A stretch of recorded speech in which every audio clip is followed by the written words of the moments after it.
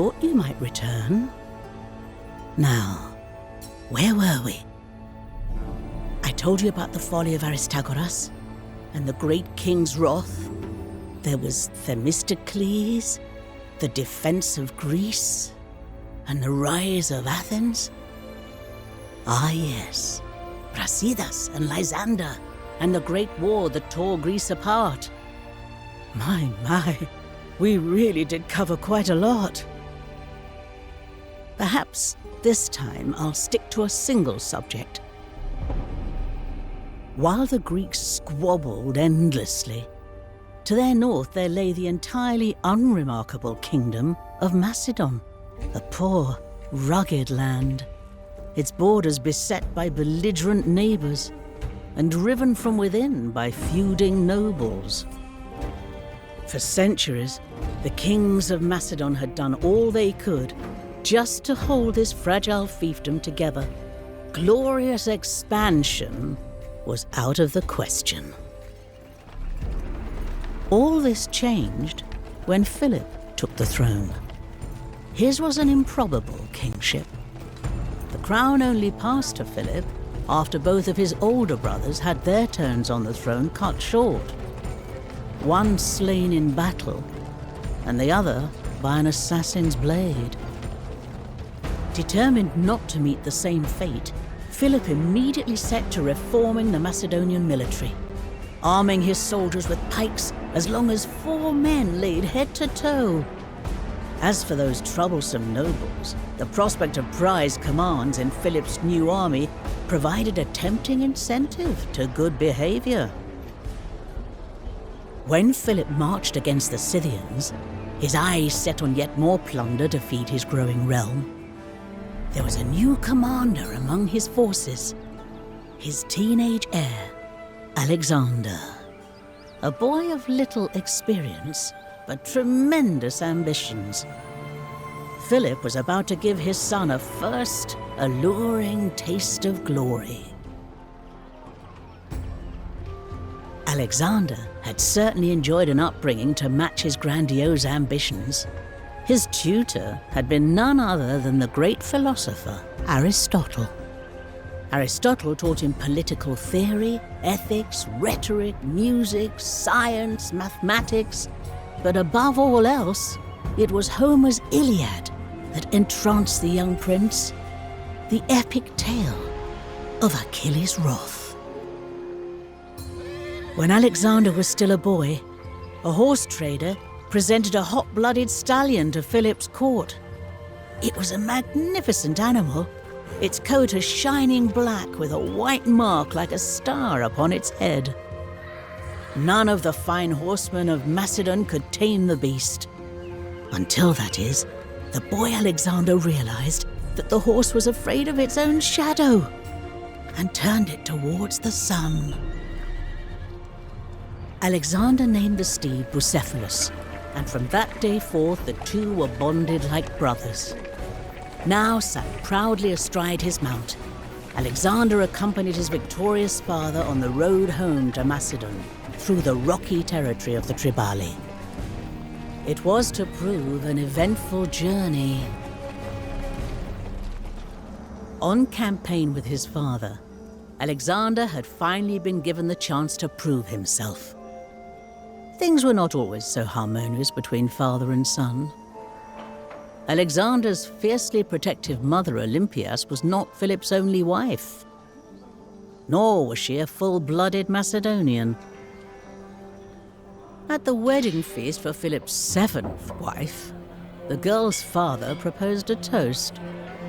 May the gods bless this union, and may it produce a legitimate Macedonian heir. And what am I then? A bastard? Philip rose, drew his sword, and advanced. Not on the man who had insulted his son, but against Alexander. Thoroughly drunk, the one-eyed conqueror tripped and fell flat on his face. Here is the man who would lead you from Europe into Asia, and he can't even cross from one couch to the next. Yet for every quarrel, there was a reconciliation. And Alexander once again rode at his father's side as Philip bore down on Greece.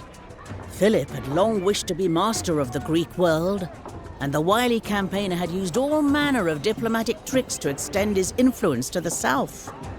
For years, an uneasy peace abided.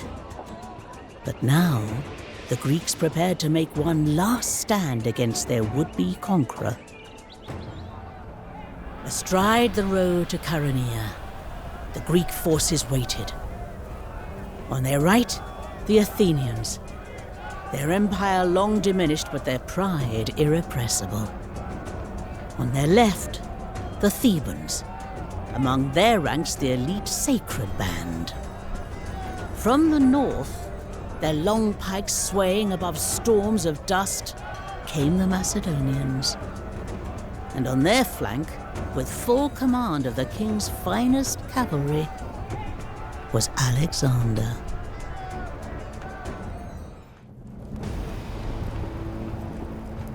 At Chaeronea, amid the bodies skewered by pikes and mangled by swords, the city-states of Greece had their hopes of independence trampled into the mud. Philip could finally turn his gaze eastwards, to his long-held ambition of plundering the rich Persian Empire. His hopes, however, were suddenly and brutally snuffed out. An assassin's blade jammed fiercely between Philip's ribs.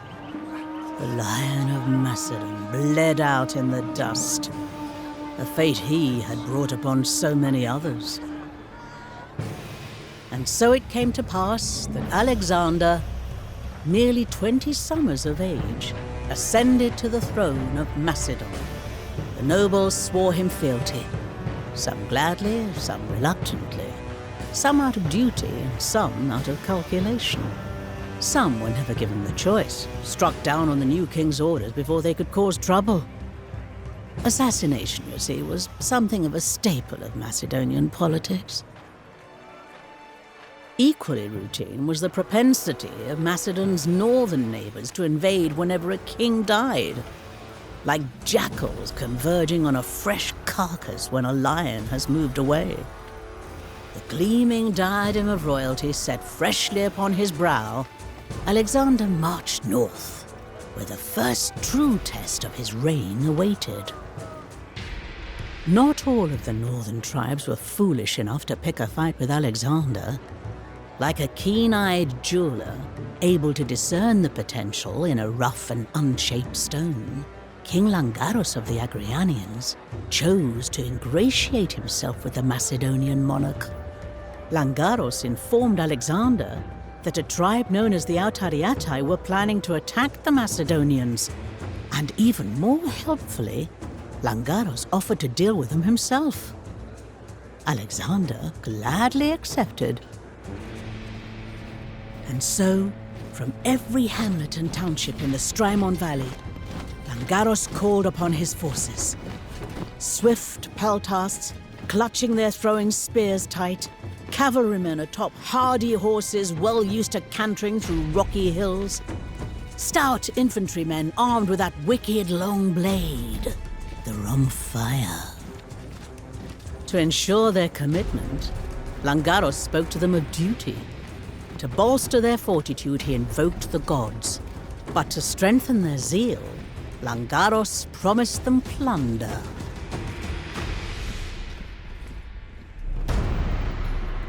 While Alexander had been away in the north, making friends and slaughtering foes, rumors were spreading in Greece. I have it on good authority that the tyrant Alexander is dead, and with him that feckless rabble that his barbarous father called an army. Now is the time to rise up, cast out the garrisons that he imposed on your 5 cities, and retake your liberty! Alexander was not dead. And when he heard that the Thebans had trapped their Macedonian garrison on the city's acropolis, he was furious. Ah, Thebes.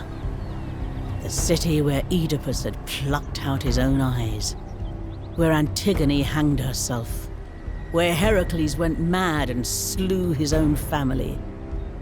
For defying Alexander, the Thebans would suffer a new tragedy. Alexander's destruction of Thebes was near total. All that he allowed to remain were the temples, the ancient Cadmea, and the house of the poet Pindar.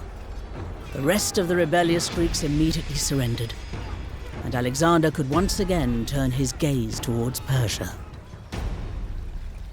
As was only natural before such a grand expedition, Alexander went to Delphi, seeking the wisdom of the god Apollo. When Alexander arrived, he was told that Apollo's priestess was absent from the temple, this being a day when prophecies were forbidden. But Alexander, believing that his will surpassed any sacred rules, marched to the priestess's quarters and began to drag her towards the temple, determined that she would tell him his fate. "My son!" exclaimed the terrified priestess. "You are unconquerable!" Satisfied with his boorishly acquired prophecy, Alexander crossed the Hellespont. Parmenion was waiting with the advance guard, but Alexander had more pressing matters. He proceeded to Troy, where he anointed the gravestone of Achilles with oil. He and his friends ran races around the tomb, as though they were the heroes of Homer's Iliad. The Persians had time for no such frivolities. They assembled their forces at the river Granicus, trusting in its steep banks and fast-flowing waters to deter Alexander's onslaught. Alexander gazed at the army arrayed against him, a host more numerous than any he had yet faced. The steeds of the Persian nobles strutting along the serried ranks, their riders eagerly watching for a glimpse of the invader they wished to slay. Upon a single charge across the Granicus, Alexander would stake the fate of his entire expedition.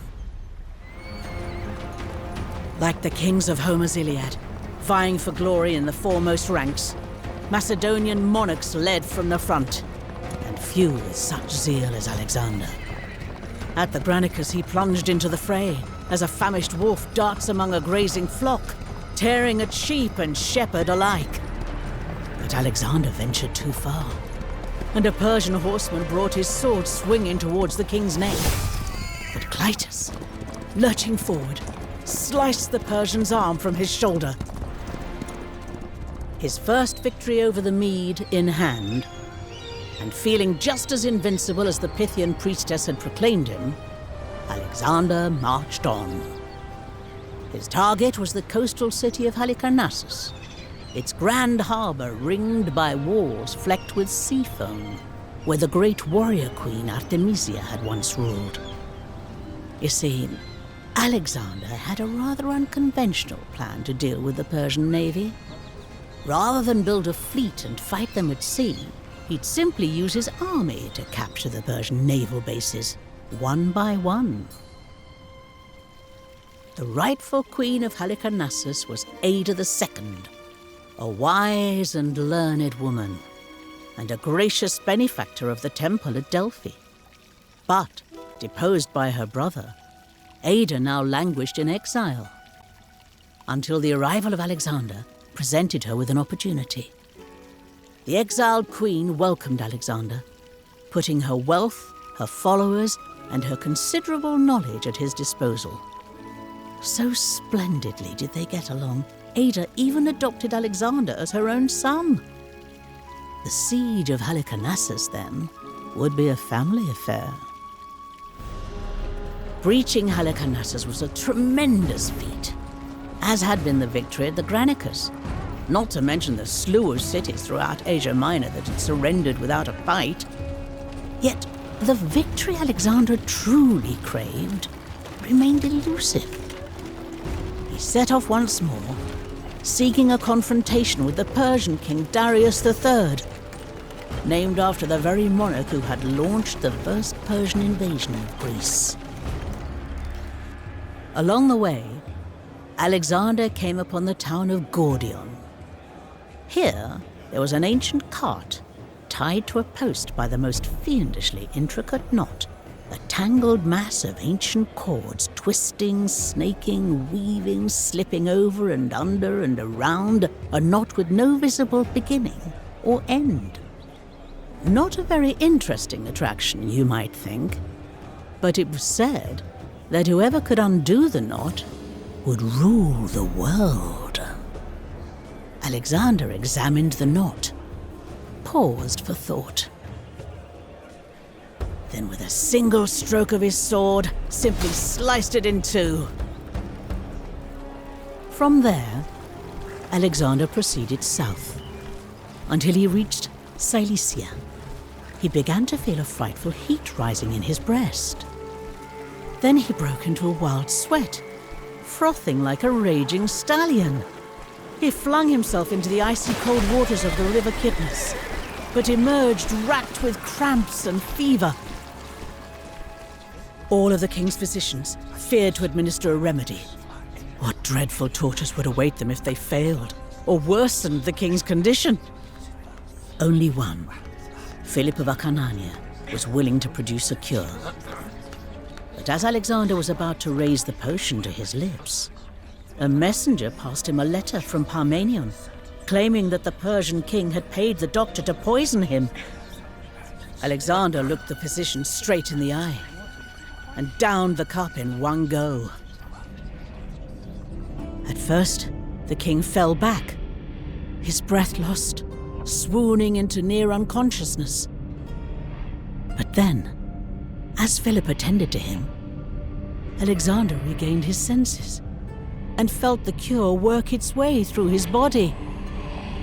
A period of rest was clearly in order. Alexander and his men, welcomed into the cities of Lower Cilicia, at last paused their relentless march. So confident was Darius that he would triumph at Issus, he had brought his mother, wife, and daughters to the battle. So hastily did he flee, they were left behind for Alexander to capture. Like the women of Troy, powerless before their captors, Darius' family wept and lamented, imagining that their lot would now be misery and servitude. But Alexander treated them with perfect respect and allowed them every comfort to which they were accustomed. Alexander proceeded along the coast until he came to Tyre, that great city of the Phoenicians, set upon an offshore island as though the whole marvelous edifice floated on the sea. Alexander demanded entry to Tyre, wishing to sacrifice at the temple of Melkart. The Tyrians refused, and when Alexander sent messengers a second time, they were hurled into the sea from the city walls. An outrageous thing to do. But the Tyrians, their grand fortifications protected by the waves that lapped up against them, held the entirely reasonable expectation that Alexander would give up and move on. Alexander rarely did what you and I might consider reasonable. And so, work began on a vast causeway, a bridge of earth and rubble between Tyre and the mainland. The world reshaped at Alexander's command.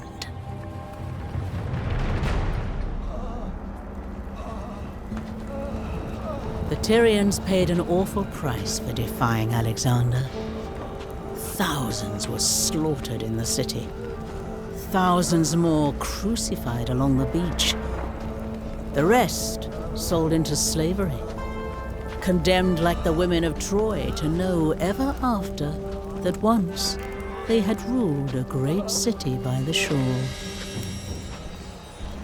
In Egypt, Alexander received a more favorable reception.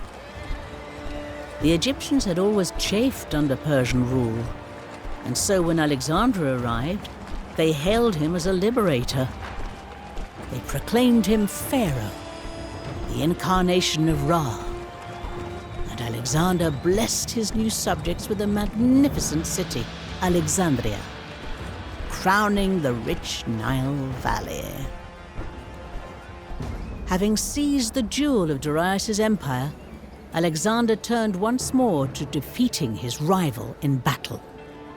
Darius sent messenger after messenger, desperately suing for peace. 30,000 talents of silver. All the territory west of the Euphrates. Co-rulership of the Achaemenid Empire. If I were you, I would accept. So would I, if I were Parmenion. His final offer rejected, Darius gathered an army once more.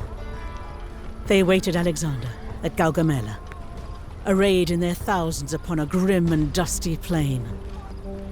The great king ordered the place cleared of any vegetation, so that his vicious scythed chariots would have no obstacle between them and their prey. On the eve of battle, beneath the indifferent stars, the armies of Darius and Alexander slept fitfully, knowing that on the morrow they would decide the fate of empires. Alexander was determined that Darius would not get away from him a second time.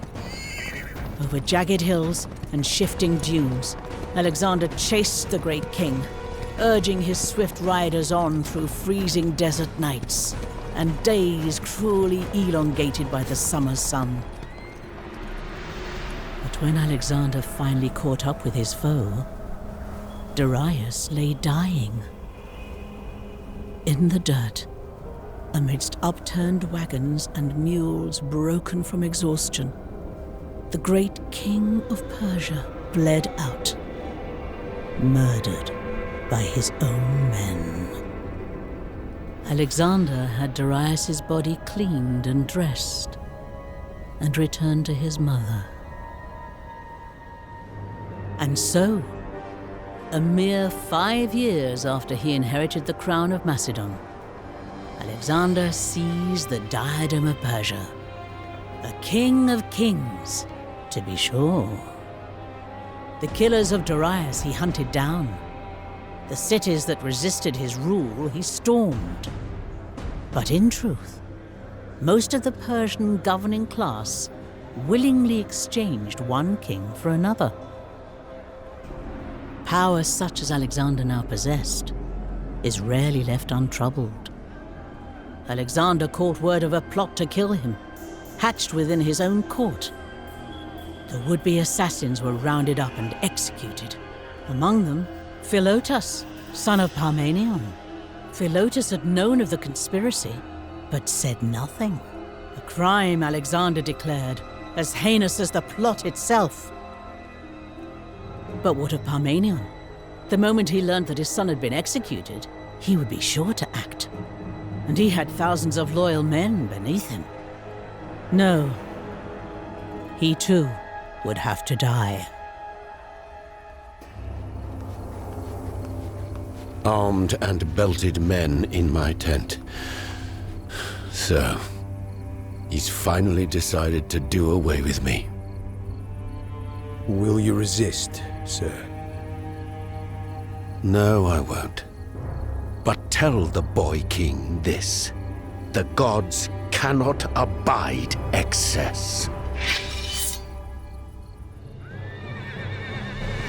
Alexander founded many cities that bore his name.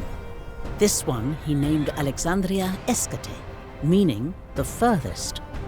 Here, on the edge of the known world, beset by foes and vexed by the barren landscape, Alexander raised his improbable city, an attestation that every last parasang of the Persian Empire was his to order. Yet beyond the borders of the empire he had just conquered, there were lands vaster and richer than even the sprawling Persian realm.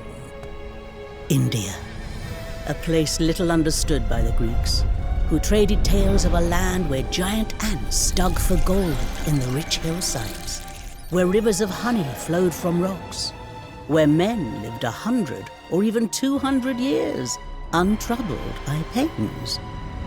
They spoke of men with one giant foot, with which they sheltered themselves from the sun. Men with the heads of dogs, and men with no heads at all, who had their faces in their chests. I shall let you decide the veracity of these stories for yourself. In one respect, though, the land of the 5 rivers was much like anywhere else. It was endlessly contested by rival kings. On one side of the river Hydaspes lay the realm of Taxila, ruled by the young king Ambi, who had recently gained the throne after his father was murdered. On the other side of the Hydaspes, another king ruled, Horus, the man who had recently murdered Ambi's father. This being as good a pretext as any for another round of fighting, the 2 kings gathered their armies, made extravagant promises to their mercenaries, and prepared to wage war.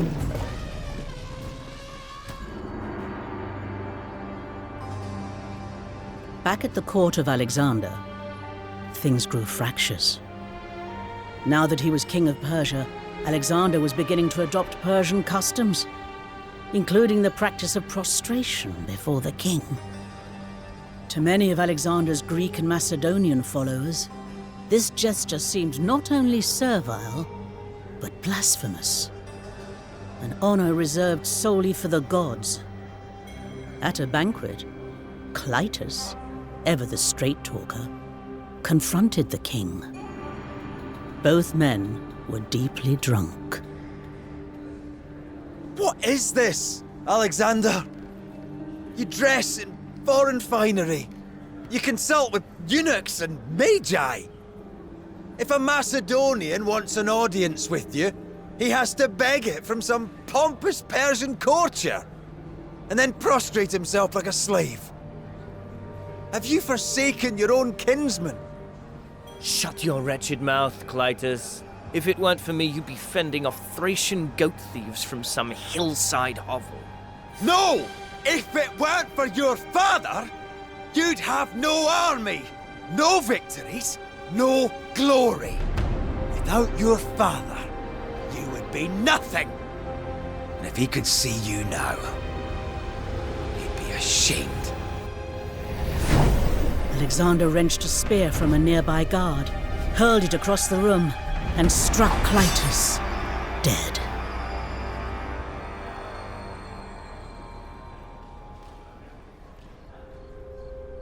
Alexander looked upon the lifeless face of the man he had once called friend, the man who had saved his life at the Granicus, and Alexander wept. All through the night, all through the following day, his grief tortured him.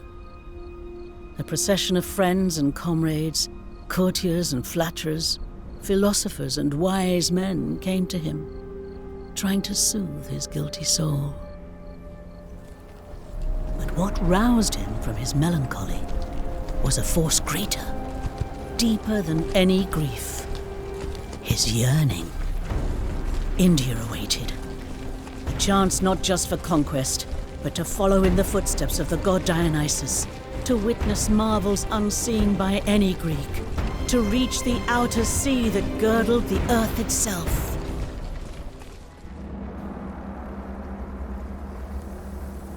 Unlike Darius, Porus did not flee. He fought on, even as his army routed and his elephants were dragged shrieking to the ground. At last, worn out by wounds, Porus was captured and brought before his foe. Tell me, how do you wish to be treated? Like a king.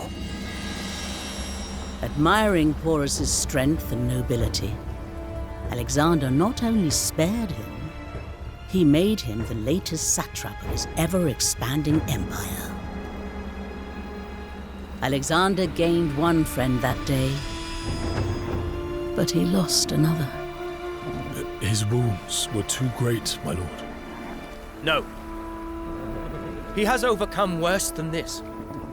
We all have our limits, sire. As ever, there was only one thing that could assuage Alexander's troubled soul: action. His new ally, Porus, was quick to suggest a suitable target for Alexander's next conquest. His own enemies, a warlike tribe known as the Cathaeans. And so the Macedonians prepared to march again. It had been 8 years since they set out from home. They had won innumerable battles, founded cities, plundered more wealth than any man would know what to do with. Yet still they were driven on by their insatiable king. And so the men began to wonder, would they ever return home to enjoy their spoils and sire children to hear their stories? Or would Alexander push them on until they collapsed? I have heard rumors, men, that your conviction is faltering. That some among you wish to turn back and leave our conquest incomplete.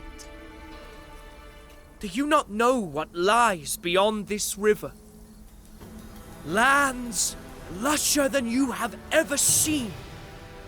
Riches that Croesus would envy. Glory, oh what glory, to rival Heracles himself! Silence! Speak, someone, I am no tyrant. We love you, Alexander. Truly we do. But we want to go home. East is the Ganges, which empties into the great sea that girdles the earth and will bear us back to Macedon. East is the way, east we shall go. But still the silence persisted. The men refused to go on. Like Achilles sulking at Troy, Alexander withdrew to his tent. For 2 days, he spoke to no one, his heart filled with terrible rage. Armies are fickle. Perhaps the men would reconsider their refusal, whether from shame, or fear, or duty. Or perhaps the gods who had shown Alexander such favor would send a sign that none could ignore. No such portent came, nor did the army's grief turn to compliance. And so Alexander at last agreed to take them home. But, as you might expect, he wasn't simply going to take them back the way they came. They would build ships, sail down the Hydaspes until it joined with the river Indus, and then onto the sea. Any who stood in their path they would conquer, filling the glittering river with bloated corpses. Alexander! Alexander! The arrow is stuck in his lung! Fetch the physician! No, perdiccas! Cut it out of me! Now, man! Alexander's body was by now as scarred and slashed as a butcher's block, and this new wound was the deepest yet. Perhaps, having escaped death once again, he ought to have considered a reduction in his adventuring. On the contrary, it only reinforced his sense of invincibility. When he reached the southern coast, Alexander announced that the bulk of his army would not be sailing home. Rather, they would trek through the vast Gedrosian desert. The fleet was put under the command of Nearchos, with orders to sail along the coast and rendezvous at Babylon. And so the admiral made ready. The ships were loaded with barley cakes and wineskins, nets and fishing lines, chests of gold, should there be opportunities for trade, and racks of spears, should they need to fight. In addition to the steersmen and sailors, the carpenters and soldiers, there were also geographers, botanists, and naturalists, eagerly crowding the decks for a sight of something new and marvelous. For this, you see, would be a voyage of discovery. Alexander's march through the desert had taken a terrible toll. The sands had swallowed countless men, their strength sapped by disease or thirst, or long festering wounds. Why confront the desert? To claim the glory of overcoming it? Or to punish the army that had refused to indulge his ambitions? Only the gods know now. And there were graver losses yet to come. Not you, hephaistion. Anyone but you. I would have followed you to the ends of the earth, Alexander. As Achilles grieved for Patroclus, so Alexander grieved for Hephaestion. An epic anguish, biting sorrow mingled with thundering rage. Like a storm cloud, gathering up its fierce energy as it rolls across the darkening sky, Alexander convulsed with wrath that demanded release. His black gaze fell upon the Chasseans, who dwelt among the craggy mountains of the Zagros. In baneful silence, the great conqueror led his men into the hills for the final time. Like Heracles, driven mad by Hera's hand, Alexander slaughtered the Chasseans without pity, soaking the hills crimson. And then, sated, he was alone once more. Hephaestion, Cleitus, Bucephalus, Parmenion, they had all crossed the Styx. And how many brave men besides? How many soldiers had left Macedon as keen-eyed youths, only to heave their last breaths on some distant, desolate plain? At last Alexander, who had seen so much death, confronted it himself. Some spoke of disease, others of poison. Perhaps the many wounds finally wore him down, or the drink, or the grief. Even the greatest have their limits. You must choose a successor, Alexander. To whom will the kingdom pass? To the strongest. And with that, the mighty heart stilled. Bereft, filled with sorrow and regret, his dreams of world conquest thwarted, the blazing star burnt out. But how brightly it had shone. He was too much for this world. Too spirited, too ambitious, too bold. Should he really be faulted for that? As for the empire he forged, well, as you might expect, bequeathing your realm to the strongest is hardly conducive to a smooth transition of power. Alexander's generals immediately set to fighting one another, pulling the empire apart like stray dogs tearing at a hunk of meat. No empire would ever be so rapidly gained or so suddenly shattered. Let me rest my tired voice now, and then I shall tell you of another empire, one that rose slowly, patiently, relentlessly, and endured.